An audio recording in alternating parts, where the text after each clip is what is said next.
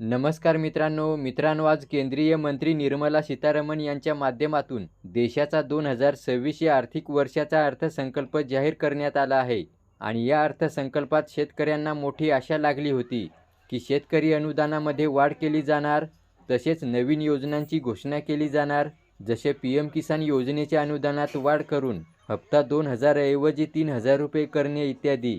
मित्रांनो, 5-6 महिन्यांपूर्वी केंद्र शासनाच्या माध्यमातून सांगण्यात आलं होतं की लवकरच देशातील पीएम किसान योजनेच्या लाभार्थ्यांना वार्षिक निधी वाढवून दिला जाईल, म्हणजेच वर्षाला जे 12,000 रुपये मिळतात त्यामध्ये वाढ करून त्या ठिकाणी 15,000 रुपये केले जाईल आणि त्यानंतर शेतकऱ्यांना जो 2,000 रुपयांचा हप्ता मिळतो त्यामध्ये 1,000 रुपये वाढ करून तिथे 3,000 रुपयांचा हप्ता वितरित करणे सुरू केले जाईल।